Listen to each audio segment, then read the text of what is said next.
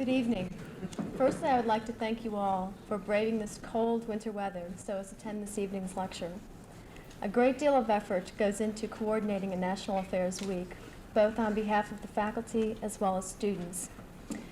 Yet it makes it all worthwhile when so many interested people come out to participate in the event. So on behalf of the National Affairs Committee, we hope you enjoyed this evening's lecture, as well as those events to follow the remainder of this week. This evening's speaker is Professor Lester Thurow.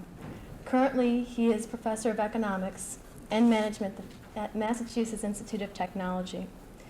His most significant contributions have been in the areas of wealth and income distribution, employment, and taxation. However, this evening's lecture is entitled, Who Owns America?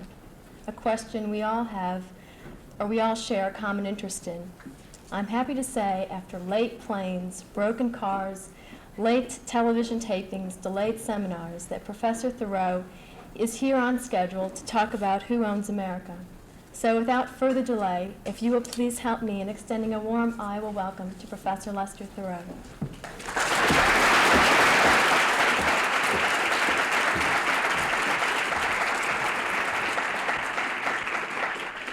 Actually, you have a very simple task tonight, and it was a task that was pointed out to me a couple of years ago when I was being introduced at Brigham Young, the Mormon University.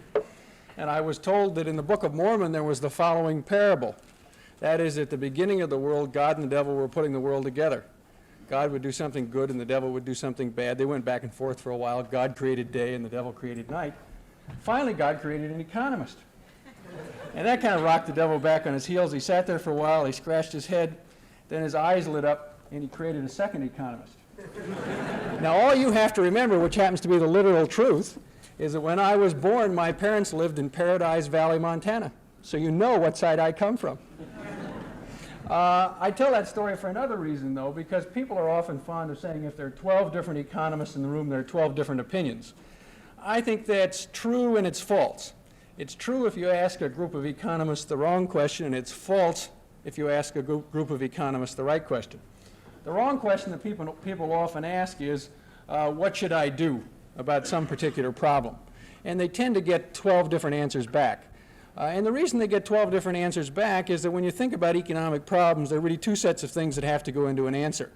One is some technical economics of what's going on, but the other equally important thing is some ethical value judgments as to whose income you think ought to go up and whose income you ought to go down. Because the basic problem is if you think about real-world economic policies, and that's what we're going to think about tonight, there are no policies so good that everybody's income goes up. There are no policies so bad that everybody's income goes down.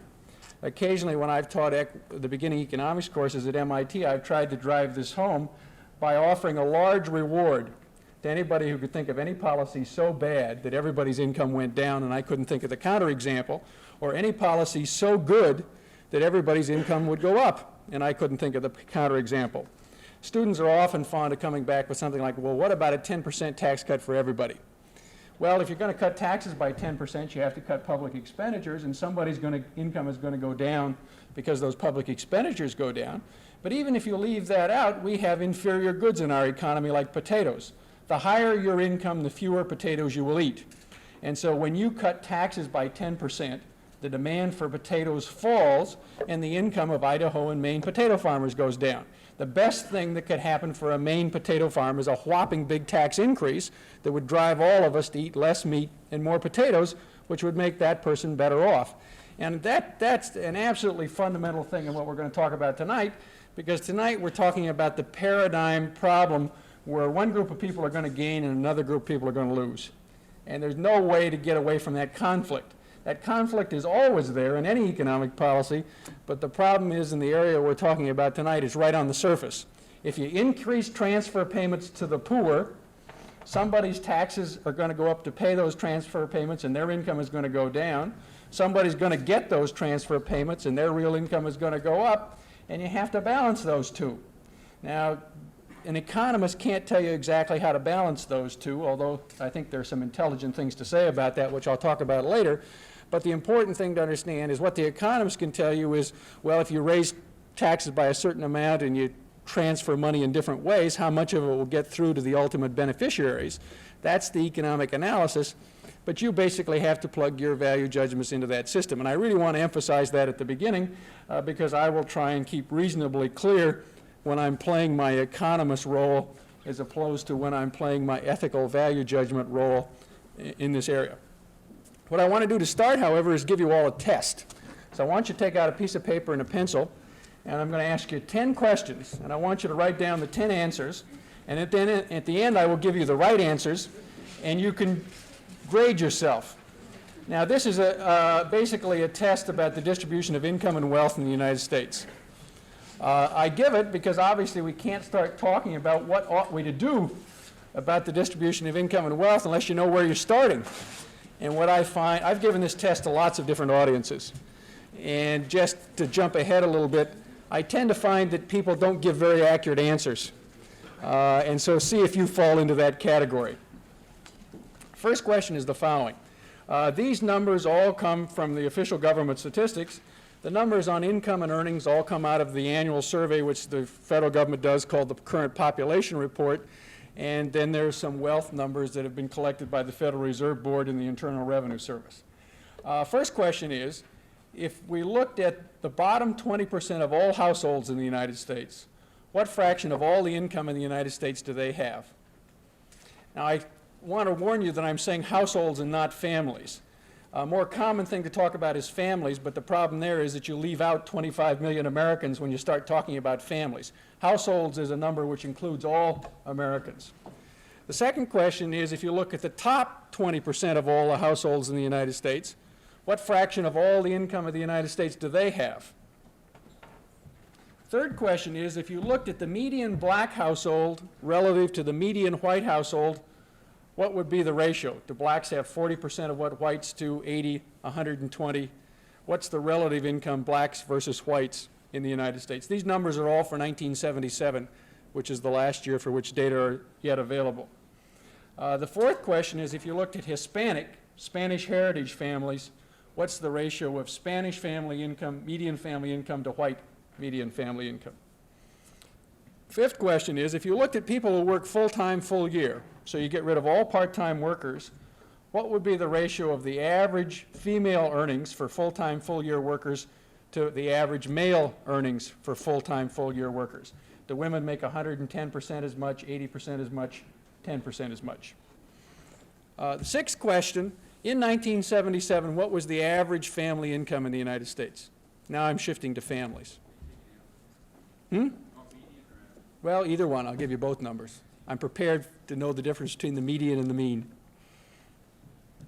Seventh question, if your family income happened to be over $50,000, now a family income means the income of the husband and wife and anybody living at home. And so to make it interesting for those of you who are students here, write down what you think your family income is, your parental family income. So if you're over $50,000, what fraction of the distribution do you fall in? Top 10%, top 20%, top 50%, whatever. According to the official poverty line in the United States, question number 8, what fraction of the Americans are poor? The poverty line is set up for families of different size, but if you were an urban family of 4 in 1977, the poverty line is $6,200. That's simply the $3,200 that was set back in 1963 carried forward with cost of living escalators. The ninth question shifts to wealth. Now, physical wealth includes all of those things which private individuals can buy and sell. Stocks, planes, cars, farms, land, houses, paintings. It includes everything that physically exists in the United States except those things owned by government and those things owned by charities like churches. So of all the wealth owned by private individuals, what fraction of all that private wealth is owned by the poorest 25% of the population? Now this is net wealth. So you take the person's assets and subtract their debts to get net wealth. Opposite question is, what fraction of all the wealth in the United States is held by the top 20% of the population? Now if I counted right, that's 10 questions. I'll ask you an 11th question, which you'll have to grade yourself on. Write down your own family income and what percentile of the population you think you fall in. In other words, if you have a $10,000 income, do you think that falls at the 20th percentile? From 0 to 100. If you think you're the poorest person in the United States, you write down 0. If you think you're the wealthiest person in the United States, you write down 100. If you think you're absolutely average, you write down 50. Okay, everybody got their answers? Let me give you the correct answers. The first answer is that the bottom 20% of all the households in the United States have 4% of total income. Second question was the top 20% of all households in the United States have 44.5% of total income. The ratio of black to white incomes in 1977 was 59%. The ratio of Hispanic to white incomes in 1977 was 75%. The ratio of the earnings of full-time, full-year women vis-a-vis full-time, full-year men was 57%. The median family income in 1977 was $16,000, and the mean family income was $18,300. For unrelated individuals, I didn't ask you this, but for unrelated individuals, the mean income was $6,000. If you had over $50,000, you were in the top 2% of the households of the United States. 11.6% of the population of the United States lives below the poverty line. Here's a question where very few people ever get the right answer. The bottom 25% of the United States own 0 of all the wealth in the United States. Their debts equal their assets. So they're, on net basis, they own nothing. The top 20% of the population own 80% of all the things there are to be owned in the United States, which means that the 55% in between own the remaining 20%. Now, the interesting thing is that the top half of 1% of the United States own 26% of all the things you can see. Now, in terms of your own family income, if your family income is $16,000, then you're at the 50th percentile. If your family income was above 50, you were in the top 2% of the population, 98 to 100. If your family income was above $25,000, you were in the top 22% of the population. If your family income was $10,000 or less, you're in the bottom 28%. And if your family income is $5,000 or less, you're in the bottom 9%. Now, I don't know how accurate you were, but occasionally when it's a slightly smaller audience, I'll have somebody working with me, and I'll collect these answers and grade them so I can feed back to the group what the answers are. Now, what I find is the following. I have given this test in a room full of people where the average family income was $4,000. I've also given this test in a room where the average family income was $300,000. And everybody thinks they're closer to the average than they are. Those $300,000 people should all write down 99. They know they're above average, but they tend to write down 60 or 70. Those $4,000 people should all write down the bottom 3 or 4%, but they tend to write down 30 or 40, because nobody in America likes to admit, even to himself, that he's not average. Nobody's rich and nobody's poor, even when they view it themselves, but of course the facts are that that isn't true. There are some people who are rich, and in fact, those rich people own a very large fraction of all the things there are to be owned in the United States. Now, if we take that as the starting point, that's what the facts show, then the question is, what, if anything, should we do about it? Now, that's not fundamentally an economic question. That's really fundamentally a question about what is your vision of what the good society ought to look like. But that doesn't mean there aren't intelligent things that you can say about it. What I want to think about for a few minutes is this problem of how do you decide what's fair and unfair. I'll warn you at the beginning that I can't give you a hard answer at the end, but I think there are a lot of easy, facile answers that people give that just aren't true and just don't work. And I want to point out the problems with these easy, facile answers. The easiest way and the kind of common way that Americans try and escape is to say, well, let's hide behind the concept of equal opportunity and a fair game. I don't know what outcome is fair, but if the economy itself or the economic game itself is fair, then whatever output is produced, I'll think that's fair. The problem is, what's a fair game? There are basically, let's imagine that you were sitting down from scratch to design the rules of football. There are at least 3 things you'd have to decide. First thing you'd have to decide is, what's the starting score? That's a terribly important thing to start. Second question you have to decide is, how often does the game start over? Every 60 minutes? Once a lifetime? Or once in all of human history? And the third thing you have to decide is, how do you advance the ball? Now, we tend to think of the fair game as if it's only the question of how do you advance the ball, when in fact an intrinsic part of setting up the fair game is the starting score and how often do you start over. For example, we tend to think that it's kind of intrinsic that obviously football games are 60 minutes long and they start over with a 0-0 score. There are a lot of sporting events that don't work that way. I was a student at Oxford, and they have a rowing race at Oxford that started once in all of human history. It started in about 1820. And every year, every boat starts the next year exactly where it left off the year before. And so if you're 1,000 yards behind in 1978, you'll start off 1,000 yards behind in 1979. If Notre Dame has beaten you 60-0 this year, next year the starting score is 60-0. And you only win if you can make more than 60 points in that game. Now, that's also, that is a sporting event and a game that has been going on. We could consider that a fair game, but it starts over only once, and you start off where you left off the time before. Now, which of those two things is a fair game? A game that starts once every 60 minutes and starts with 0-0, or a game that starts once in all of human history and the score remains continual for all of human history? Well, you have to decide. Now, in economic terms, what it means is, what do you think about inheritance taxes? That has to do with the starting score, and the question is, how often do you try and start the game over again? Once a lifetime? See, if you think of equal opportunity, and say equal opportunity really occurred back when my ancestors were clubbing your ancestors in the caves, that's a very peculiar concept of equal opportunity. You know, I'm a duke because my ancestors clubbed your ancestors, and that gives me the right to have a large estate in England, while somebody whose ancestors got clubbed many centuries ago has to be a serf. Is that a fair economic game? Well, I don't think so. But the basic point about the fair game is it doesn't get you away from the basic problem. Because at least once you have to say, what's the fair starting score? Because the race that now goes on at Oxford for over 100 years, the first time it started out with everybody at the same starting line. It no longer does that, but it did it once. And when does our game start over? So basically, I don't think the fair game solves the problem. You've still got a problem of saying, what's a fair distribution of economic resources?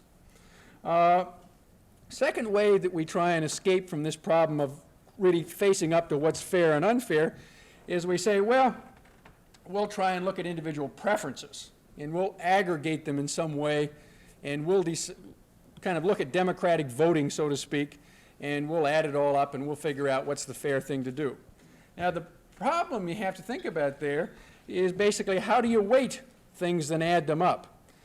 Economists work with various types of preference functions, and you could have what's called an additive preference function, where you basically take each individual's welfare level, you add them up, and you say that's the welfare of the whole society, and we're going to maximize total welfare simply by adding up those individual welfares.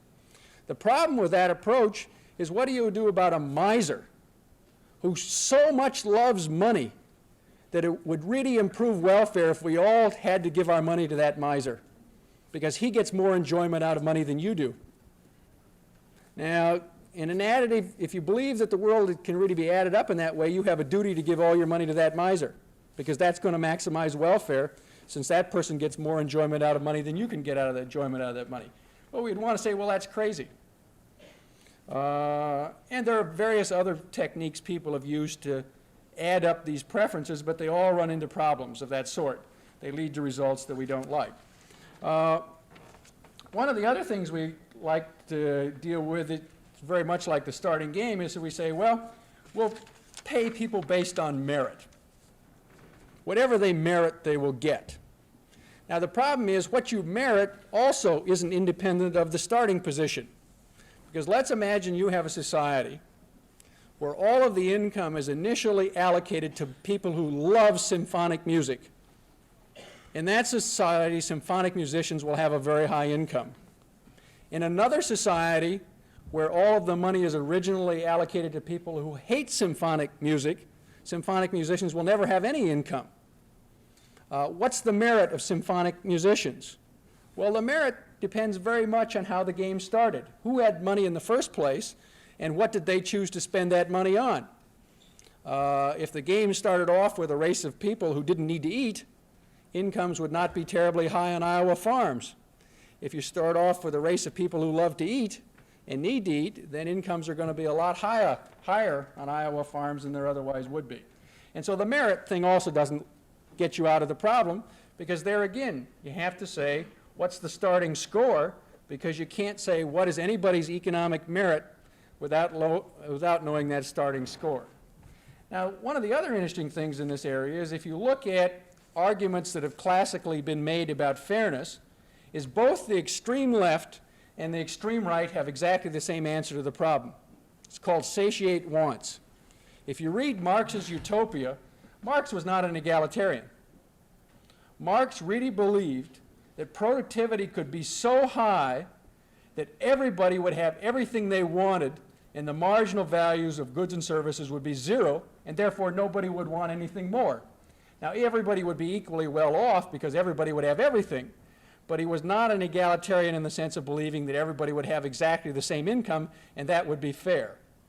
And so he had this doctrine of satiated wants. Now, what does the extreme right believe?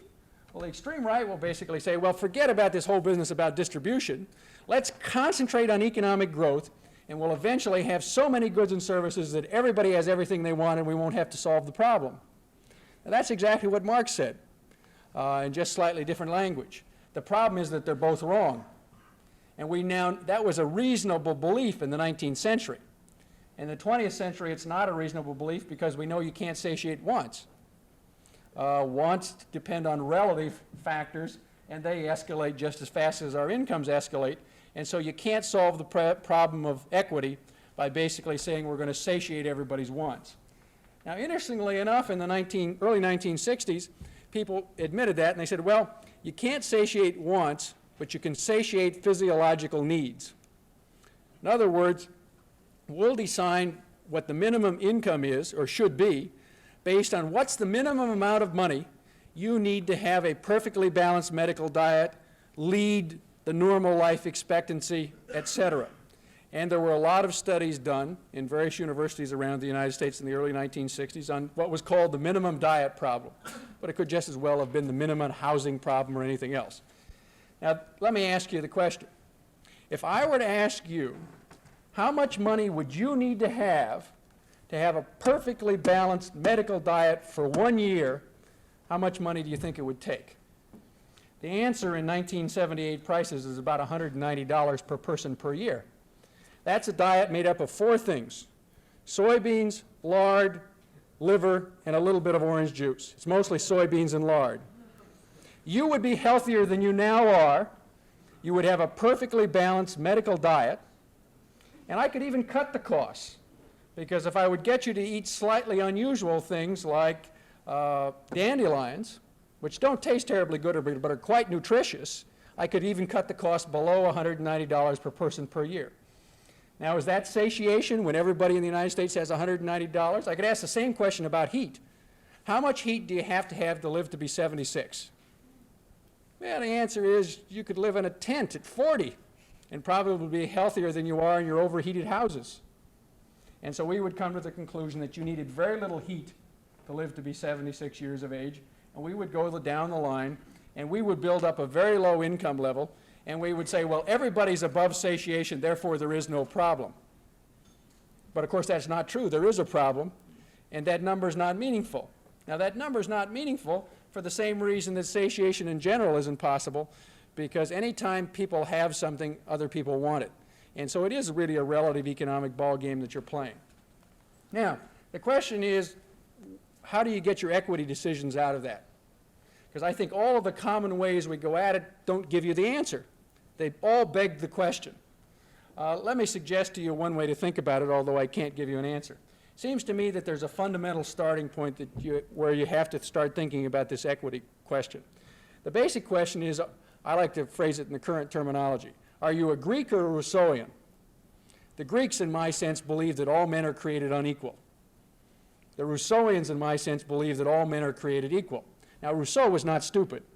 He didn't mean all men are equal. He meant all men are created equal, which means that you start out with the assumption that they're equal until they prove they're unequal. And that's exactly like, are you guilty until proven innocent or innocent until proven guilty? A different set of people will go to jail in those two circumstances. The Greeks also didn't believe everybody was unequal. They just said certain people were born into certain families, and we assume they're unequal until they prove they're equal. And so it's a different starting point. Now, the traditional American starting point is all men are created equal, which means that you have to prove inequality. Now, that's important, because to me it says, I don't have to prove that equality is good. You have to prove that inequality is good if you believe in some degree of inequality. Now, I think some degree of inequality can be proven good. There are incentive problems, there are growth problems, there are a lot of other things that you might want to consider in that operation. But I think that's the way the burden of proof lies. Let me suggest to you an interim equity goal that you might want to think about. If you look at white males in the American economy and look at their earnings, and you take the earnings of the top 20% of all white males and the bottom 20% of all white males, there's a 4.5 to 1 gap. Now, that gap is plenty big enough to keep all the white males of the United States working, presumably doing all the good things that they do. If you take women and minorities and do the same thing, the gap between the top 20% and the bottom 20% is 20 to 1. Now, why is it that you believe, or we believe, that it takes a 20 to 1 gap to keep women and minorities virtuous, while a 4.5 to 1 gap will keep white males virtuous? Well, I don't know of any reason. And I would suggest to you, as an interim equity goal, that if 4.5 to 1 works for white males, it probably would work for everybody. And that's a long ways from where we are, because if you add white males plus minorities and women together, we have about an 11 to 1 gap between the top 20% and the bottom 20%. And so if you went to 4.5 to 1, you would more than cut inequality in half. And so when I think about what are my, in some sense, long-run equity goals, I tend to take that approach to it. Now, I can't prove to you that that's what you ought to do, but I think you have to think along those kind of lines. And if you want to say, look, hey, I'm a Greek, I believe that men are inherently unequal, and if you're Rockefeller and born with $6 billion, that's fair, well, that's what you think. But I don't think that's the traditional American belief, or at least the one we like to talk about on the 4th of July. Okay, now, let's just play the game and assume that we think something ought to be done about the distribution of income and wealth in the sense of moving it towards more equality. What can we say about that? The first thing we need to think about is many people say, well, the social programs of the Great Society didn't work, therefore we can't do anything about it. We might not like what exists, but it's impossible to cure. That just simply isn't factually true. The Great Society programs of the late 1960s certainly didn't cure the problems, but they certainly made them better. As I said, black families make 59% of what white families make, but in the early 1960s they only made 50%. In the 1960s they made a 10 percentage point gain relative to everybody else. Hispanic families only make 75% of what white families make, but back in the mid-60s they only made 58% as much. The poor, there are still poor, but the poor now have a larger fraction of total income than they had back in the early 1960s. And if you add in-kind aid, in addition to this money aid, it looks like they've made very substantial gains. And in fact, if you take that 4% of money income going to the bottom 20% of the population, 60% of that comes from government. If those government programs did not exist, the income of that group would go down by 60%. Now, those government programs didn't cure the problems of the poor, but they alleviated the problems of the poor. If you think about elderly, that's the great success story. In the early 1960s, there was a very substantial gap between the mean elderly income and the mean non-elderly income. If you take per capita household mean income, the elderly now have exactly the same income as the non-elderly. They've caught up. Now, how have they caught up? They've caught up because we pump $120 billion a year into Social Security. A very substantial fraction of that income comes from government. And so it just isn't true that those programs didn't work. They didn't completely cure the problem, but they made the problem much less severe than it would have been without those social programs. So you can't say, well, we know we don't like the system, we think something else would be equitable, but change is impossible. The fact of the matter is change is not impossible. Change happens. Now there's one dimension on which change has not occurred, and that's an interesting one. If you take women versus men, you know what the average full-time, full-year woman made relative to the average full-time, full-year man in 1939? Exactly the same number as today, 58%. There have been no change in relative female versus male incomes in over 40 years. And so there's a, but on the other hand, we haven't made any effort on that dimension either. None of the Great Society programs were focused on women. That was a problem that was discovered later, and by the time the problem was discovered, those programs were over and there were no longer the political muscle to do anything on those kinds of dimensions. What about the other argument? We can't do anything because we've got to fight inflation. And inflation, of course, even as our president says, hurts the poor. So the number one thing is to fight inflation. We're going to do that by slowing down the economy, chopping social programs, etc. Well, I don't want to interfere on Professor Tobin's talk tomorrow night, but when the president says inflation's hurt the poor, he's just plain telling a lie, or a mistake, or he's ignorant. I don't know which of the nice words you like to say. In 1972, before the high level of stagflation broke out, the bottom 20% of the population had 3.7% of total income. By 1977, they had 4% of total income. So the poor have a larger fraction of total income now than they did in 1972, and real incomes have gone up. In the period from 1972 to 1977, real per capita, after-tax disposable incomes, in other words, you've corrected for inflation, taxes, and population growth, they grew by 15%.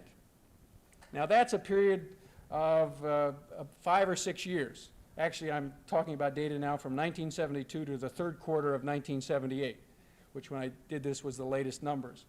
That's 23 quarters.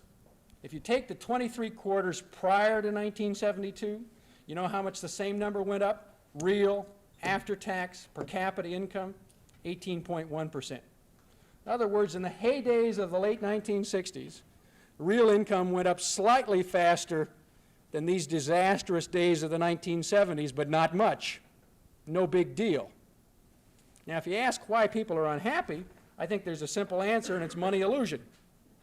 But no intelligent person is supposed to worry about money illusion, because real incomes went up 15% in this period of the 1970s. How much did money incomes go up? Per capita disposable money incomes went up 74.5%. Now, the problem, I think, is the following, that we're all Puritans at heart, and let's imagine that you see the money man coming to the door as you wake up, and he delivers $75 on your doorstep. You carefully put on your bathrobe, you go to the front door, and by the time you're there, there's only $15. Now, do you feel good or bad? You got 15 more than you used to have, but you've seen the 75, and you might even be able to convince yourself that you're worse off in that kind of a process. But there's no evidence that we're worse off. In fact, all the evidence is we're much better off. Real incomes are up, and the incomes of the poor are up more than the incomes of the average American. And so to say that we're going to go off and we're going to clobber the poor in the name of fighting inflation on the grounds that that's really helping them because we know better than they know, that just isn't factual. It doesn't fit in with the data. Take these other things. Inflation hasn't hurt the other groups either.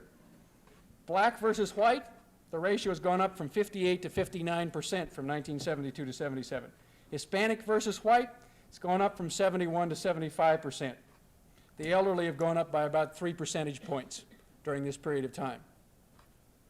The famous poor and low-income minority groups have not, in fact, been hurt.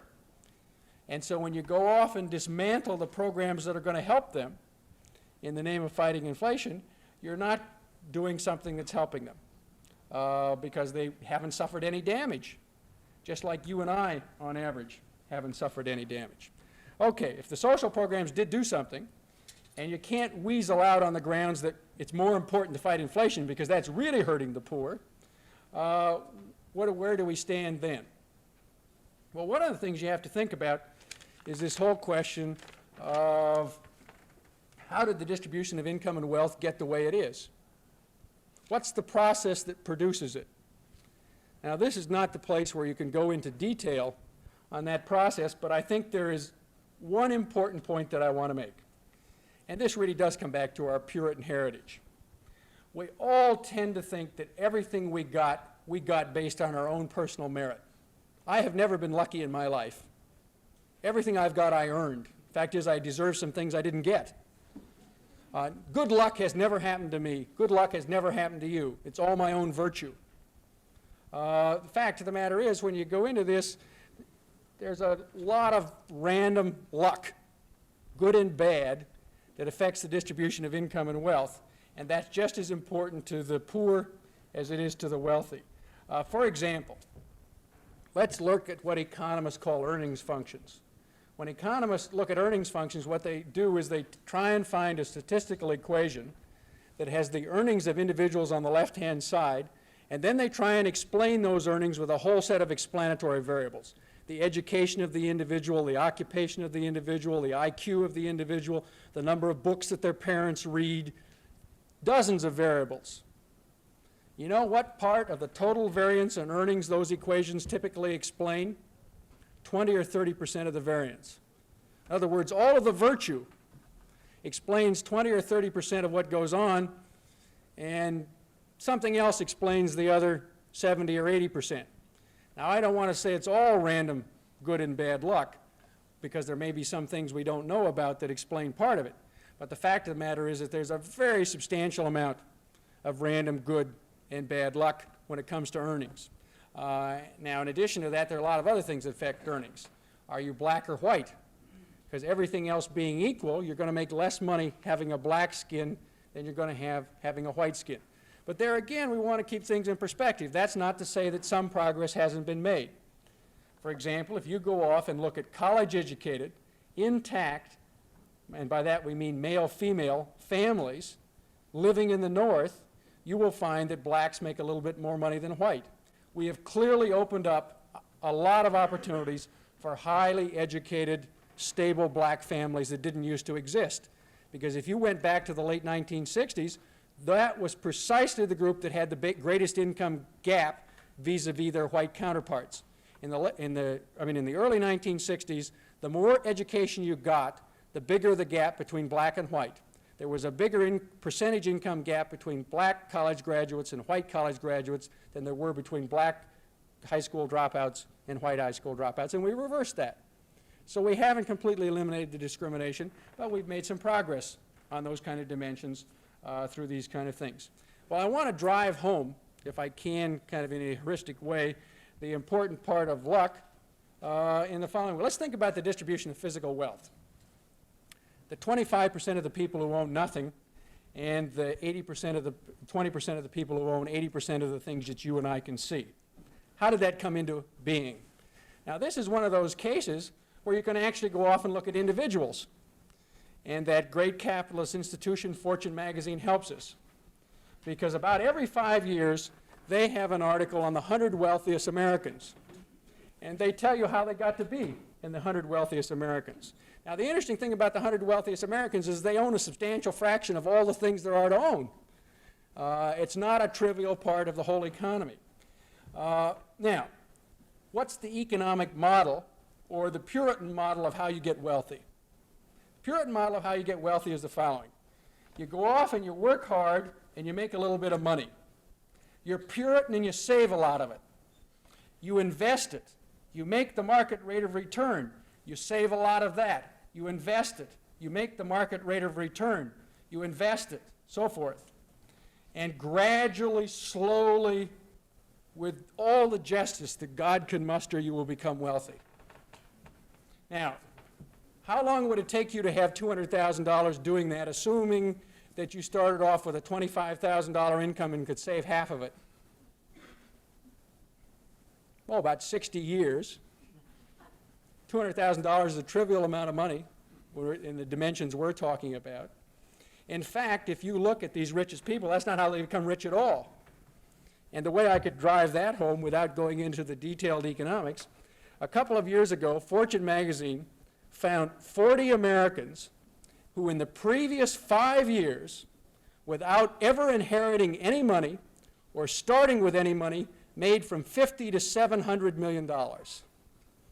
Now, you don't make $700 million in 5 years by saving out of your paper route. How do you make this instant wealth? Because the other thing that's interesting, if you go to those 100 wealthiest Americans and you say, how did they get wealthy? About half of those people are instant wealthy. The other half inherited their money. If you go back and trace those families and say, how did they get their money? They also got it in an instant process. The Rockefeller family made their great fortune in 10 to 15 years in the late 19th century. It was no long-run process of saving out of earnings, out of old John Dee's paper route. It was a very different process. And so you have to, this process of instant wealth that you have to think about. The other thing you have to think about, what's the economic model, or it's not so much the Puritan model or the economic model. The economic model says you only save money to improve your future consumption possibilities. That's the only rationale for having money. How do you consume $700 million? It takes time to consume. Many things that you and I think of as consuming, like buying a house or a yacht, are not consumption. They're substantially investment. Why do you want $700 million? You can't spend it. Well, in the economic model, there is no answer. Of course, in the real world model, there's a very simple answer. And that is, money creates power. There's many types, and although you can't consume it, you can use it. You know, if you, even at a public university, and I can guarantee you at my private university, if you walk in with $700 million, you're going to get treated with respect. At Notre Dame, we'll put your name on a building one notch below God, and at MIT, we'll do it one notch below Newton. And you have power, authority, and a lot of respect in society. You can play the political game. The man who can give political candidates a lot of money has a role that the man who doesn't can't. You can do it within the family. It creates power within the family. You know, one of the interesting things in American inheritance tax law is there is a loophole which would mean that most families could transfer all of their wealth to their children without ever paying taxes, because you could take advantage of what are the gift tax laws as opposed to the inheritance tax laws. Now, the problem with the gift tax laws is you have to give all the money away more than 5 years before you die. There are enormous loopholes. You can give a large sum of money. I think at the moment it's $120,000 to each child from both you and your wife. So you could give $240,000 tax-free. You and your wife can give each child $12,000 per year in addition tax-free. So if your child is born when you're 20 and you die at 75, you have 50 years. So you can give them over $600,000 tax-free that way. We're now up to $840,000 tax-free. And money above that is taxed at a much lower rate. But nobody does it, or very few people do it. Why? Simple answer. You really have to give it away, and you have to trust your children, and nobody does. You know, old Joe Kennedy supposedly gave each of his sons $1 million when they were 21 so they could tell him to go to hell. That's exactly why your father hasn't given you $1 million. Because you get respect and power in the family as long as the money's yours. Once you've given it away, it's all over. The son calls the shots when he owns the wealth, and that isn't desirable as far as the father is concerned. And so there's this tremendous desire to accumulate way and beyond what consumption would call for. How about the instant wealth?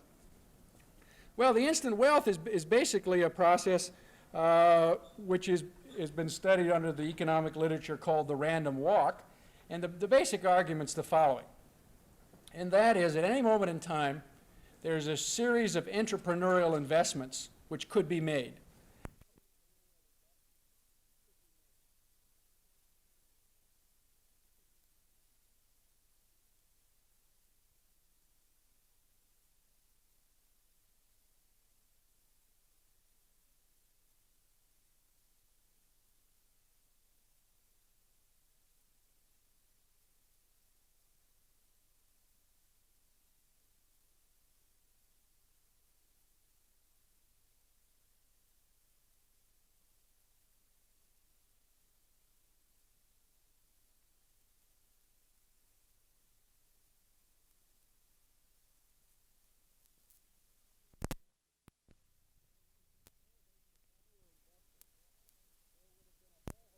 You were investing, there would have been a whole host of office machinery companies, one of them called Xerox, and other companies called other things.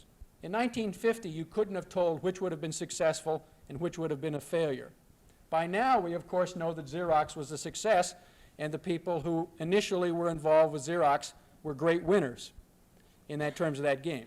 Now, that's not to say that everybody plays the lottery, because if you are thinking about the Massachusetts lottery, the only people who can win are the people who buy the tickets. In the economic lottery, you've got to have a certain set of talents and entry credentials to play the lottery. So I'm not saying it's a random lottery. It's a conditional lottery. There are certain things you have to do to get in, but it's random among those people who can get in. You know, if you read these Fortune magazine articles on the 100 wealthiest American or the 50 instant wealthy, actually the one that just came on the newsstands today that I was reading on the airplane has the 59 wealthiest private individuals in the country where they have their money in private companies and no public companies. From 59 people with over $50 million in private companies. Well, if you have that lottery system, somebody wins. Now, the biographies in Fortune are going to say that this person was smarter than smart, brighter than bright, more industrious than industrious. But if you read them carefully, I think you and I will both come to the conclusion that they had a great deal of good luck. And there are other people who were just as bright, just as industrious, just as hardworking, who didn't win. And I think that's very important for a very simple reason, is that we all tend to sit here self-satisfied and say, I got where I am because of merit. Those people who didn't make it got where they are because of merit. And they're low-income people because they merit being low-income people. And I'm at least a middle-income or upper-income individual because I merit being a middle-income or an upper-income individual. And the fact of the matter is there's a lot of random good and bad luck that all of us have participated in. Now, the people in this room probably have had more than their share of good luck. The poor have probably had more than their share of bad luck. And I think it's important to recognize that factor. Now, I'm not saying there aren't a lot of other factors that go into determining the distribution of income and wealth. There are. But I think it's this idea that the world is deterministic, and if you only work hard, you'll succeed, is pernicious, because it just isn't true. There are a lot of other things that go into success and failure, and it's important that we, as a society, face those. And so if you think about this process of generating inequality, you have to recognize that role. Now, the question is, what can we do about it? Well, let me make a forecast. What are we going to do about it? The answer in the immediate future is nothing, because we're going to con ourselves over at least the next half decade that it's more important to go out and fight inflation or do something else than address these problems. But one of the things about the distribution of income and wealth is it's always with us. It'll come back. The fact of the matter is that blacks make 59% of what whites do, and they aren't satisfied. There are 20 million blacks in the United States. And so even if that problem can be pushed on the back burner in 1979, it clearly is not going to be pushed on the back burner forever. We now have over 50% of the women in the United States working. Well, women may have put up with earning 58% of what men have done for the last 40 years, but I would doubt that they're going to do it for the next 40 years, even if they do it for the next 3 or 5. And so I think the problems are going to come back to us, and we're going to have to think about them. Now, I think there's one fundamental economic problem you have to think about, and it is this question that's getting debated in the DeBakey case and some other things. It is the question of equal opportunity versus affirmative action. The simple fact of the matter is, an equal opportunity world won't solve the problem. And let me try and drive that home with the following analogy. Let's imagine that you have two groups of human beings, equally talented, but differences in talents among each of the groups, and they're going to run a race. So these two groups of people are equally fast at running the race, but there's some, let's say they're white and black. There's some slow whites, some slow blacks, some fast blacks, some fast whites.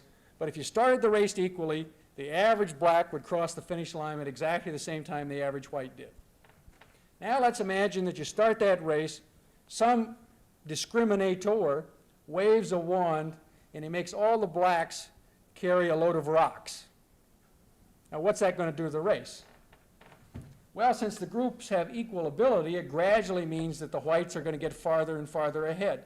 Some very strong, fast blacks will still be ahead of some very slow whites, but in terms of the averages, the two groups will get farther and farther apart. Now you've run the race for a while, you've had slavery, you've had low black incomes, etc.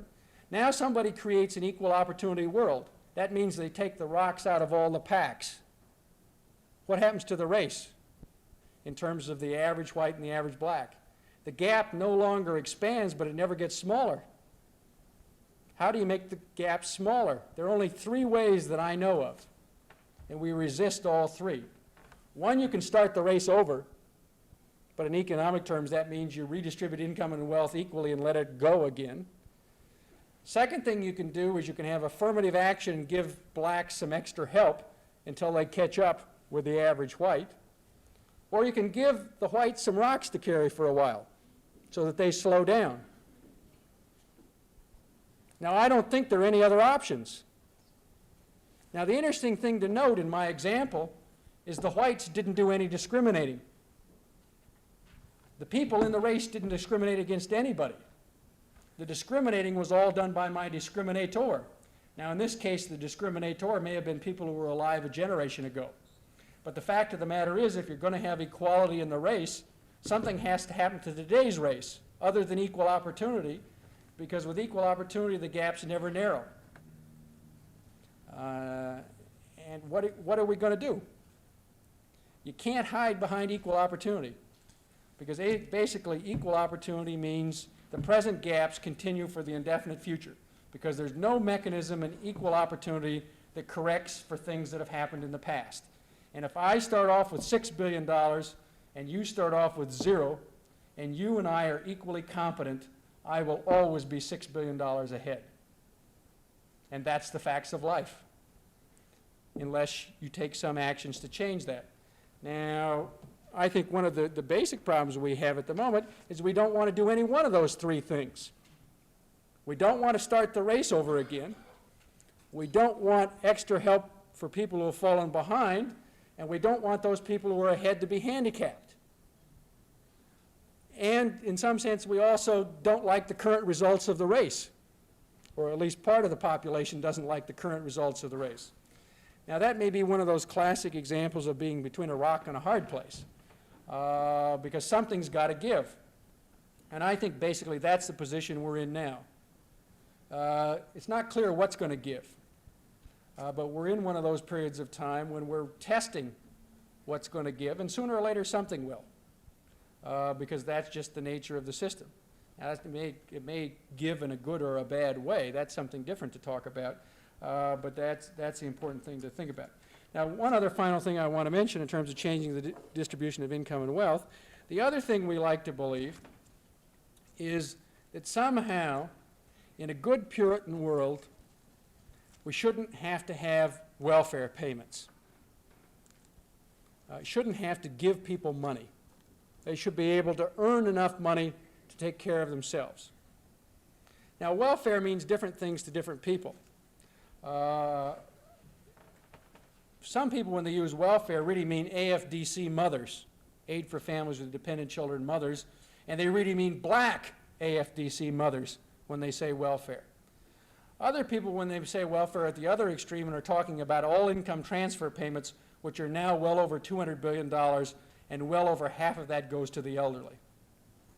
The problem is, in our economy, for a whole variety of reasons, there are a lot of people that, at least in the short run, are not going to earn and save enough money to take care of themselves. And you have to face up to that. The elderly are an obvious case where we say, well, we don't think that 75-year-olds should have to work, and therefore we have a program to take care of them. When we come to the AFDC mothers, we essentially have boxed ourselves in a long historical process. At one time, and in some states it is still essentially true, that welfare mothers paid something close to 100% tax. In other words, if you went out and earned $1, your welfare benefit would be cut $1, and therefore you wouldn't be better off, and therefore no sensible person would go to work. Now, the interesting thing about that provision is it wasn't an accident, because those programs were set up in the mid-1930s when the social consensus was that mothers ought to stay at home. And that provision was deliberately put in the law to discourage working mothers. And it had exactly the effect intended. Now, the problem is that if we go from the 1930s to now, we now have over half of all the women in the United States working, and lots of women with young children work. We no longer think having working mothers is a terrible thing. The social consensus has changed, but the law hasn't. Now, what about changing the law? The basic problem there is if you change the law, welfare becomes more expensive. Because if you only reduce welfare payments 50 cents when the mother earns $1, then welfare payments don't go down as fast as her earnings go up. And so the welfare program becomes expensive to reform when you go towards work. The other problem of the problem of putting welfare mothers at work and solving the problem that way is there aren't any jobs. Now, this is something that Jim Tobin is going to talk about tomorrow, so I'm not going to get into the stagflation problem. But if there aren't jobs, where are they supposed to work? There are 6 million unemployed people in the United States. You can say, well, what about creating a public job? That was Carter's welfare program, public jobs for welfare mothers. What was the problem with Carter's welfare program? It's expensive. Because let's say that you're now giving a welfare mother $5,000. She has $5,000 worth of take-home income. How much will it cost you to get her to earn $5,000 worth of take-home income? Let's say you pay for a job that pays $5,000. So she gets the same $5,000. But to provide a job, you're going to have to oversee it, provide capital, materials. It'll cost you $10,000 in direct work expenses to get her to earn $5,000. And then you've got to provide daycare centers.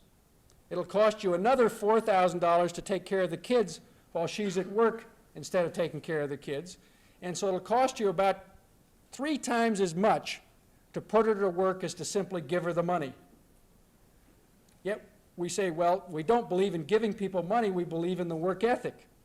Well, there again we get caught, because George McGovern in the 1972 presidential campaign had a program for giving people money. We didn't like that. President Carter has a program in 1978 for making mothers work for their money. We don't like that either, because they're both expensive. And basically we either have to make some compromise or decide which way are we going. Are we going the efficient welfare, give people money route, which basically means some kind of a negative income tax, or are we going the Puritan work ethic route, which means incurring a lot of expenses to provide jobs? Well, there again, welfare reform is dead, because we're divided and ambivalent as to which of those things we're going to do. And so I guess the bottom line is that nothing much. If you take those numbers that I gave you, escalate them from the growth in the economy, I suspect if I came back here 5 years from now, they'll all be approximately the same. Because the impetus of change has gone out. For example, blacks made big gains relative to whites in the 1960s, basically haven't made any gains or trivial gains in the 1970s. That kind of a trend is going to continue. But I don't think it's something that's going to last forever, because there are those tensions that exist that you have to come to grips with sooner or later, and that will be the interesting thing probably to deal with in the 1980s or the late 1980s. Okay. I guess the procedure is to have a few minutes of questions. So I'm open to questions.